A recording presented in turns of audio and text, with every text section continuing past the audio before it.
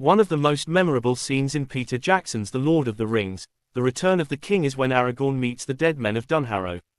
The King of the Dead proclaims that only the King of Gondor can command him, so Aragorn reveals the reforged sword Andúril as proof that he is the rightful heir to the throne.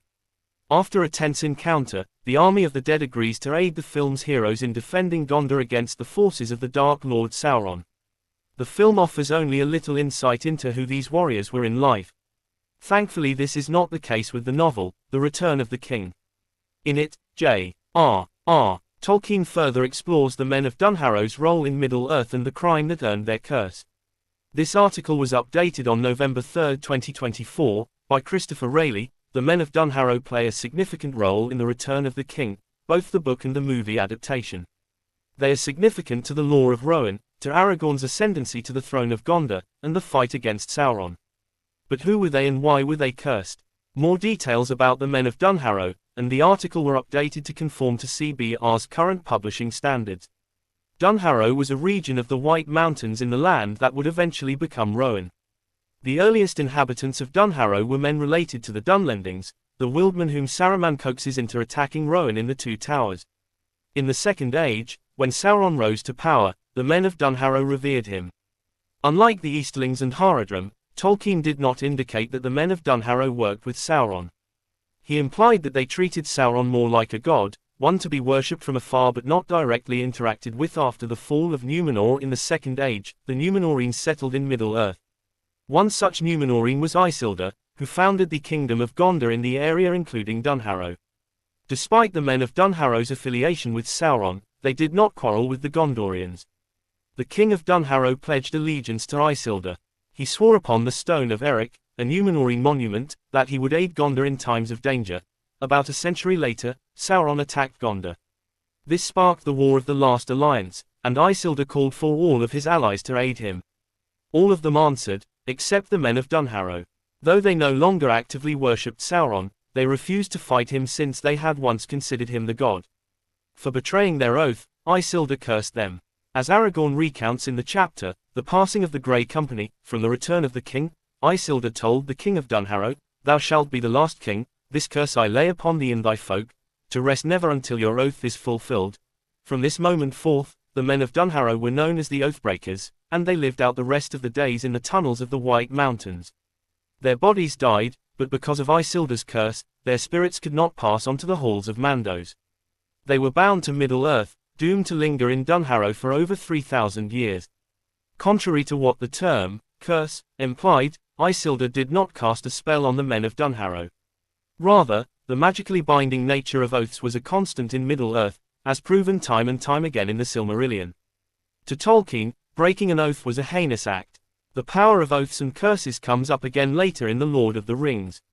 In the chapter, Mount Doom, from The Return of the King, Frodo says to Gollum, "If you touch me ever again, you shall be cast yourself into the fire of doom, a curse that does not last nearly as long as the one placed on the men of Dunharrow."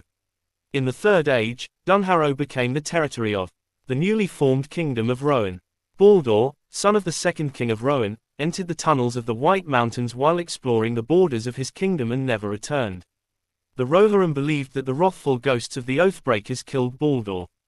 After his disappearance, the Rohirrim refused to enter the tunnels, which they renamed the Paths of the Dead. According to legend, shadowy figures lurked near the entrance to the Paths of the Dead at night, guarding it against all living things. Despite the threat the Paths of the Dead posed, the rest of Dunharrow remained strategically important to Rohan. It lay just south of Rohan's capital city, Edoras, and it was well fortified. Because of this, Dunharrow was an ideal location to which the Rohirrim could retreat. When King Theoden brings his soldiers to Helm's Deep in the Two Towers, he tasks his niece, Eowyn, with overseeing civilians in the safety of Dunharrow. Dunharrow becomes even more significant in the story of The Lord of the Rings during The Return of the King. As the Rohirrim ride to aid Gondor in the siege of Minas Tirith, they meet up with Aragorn, Legolas, Gimli, the Rangers of the North, and Elrond's sons Elardan and Elrohir near Dunharrow. It will take the Rohirrim over a week to reach Minas Tirith, which Aragorn believes is too long, but he knows of a shortcut to Gondor, through the Paths of the Dead. Theoden is horrified by this suggestion, but Aragorn cannot be swayed. While the Rohirrim take the long way around, Aragorn and his companions make for the Paths of the Dead. When the Rohirrim learn of this, they are certain of Aragorn's death. For example, in the chapter, The Muster of Rohan, Eramis says, "He is lost. We must ride without him, and our hope dwindles." Yet Aragorn was confident that he could not only survive the journey but gain new allies in the process. Elrond's sons reminded Aragorn of a prophecy by Malbeth the seer that the heir of Isildur would come to the paths of the dead and that the Oathbreakers would fulfill their vow at long last. Aragorn and his companions rode through the paths of the dead to the Stone of Eric, which was a symbol of Isildur's authority. There, Aragorn blew a silver horn that Elrohir gave him to summon the Oathbreakers. He could not see them at first, but he felt their presence in the form of a cold wind and whispers. Aragorn told them, "The hour is come at last. Now I go to Pelargir upon Anduin, and ye shall come after me. I will hold the oath fulfilled, and ye shall have peace and depart forever. For I am Elessar, Isildur's heir of Gondor." The Oathbreakers allowed Aragorn and his companions safe passage, and they scared away the corsairs of Umbar that plagued Gondor.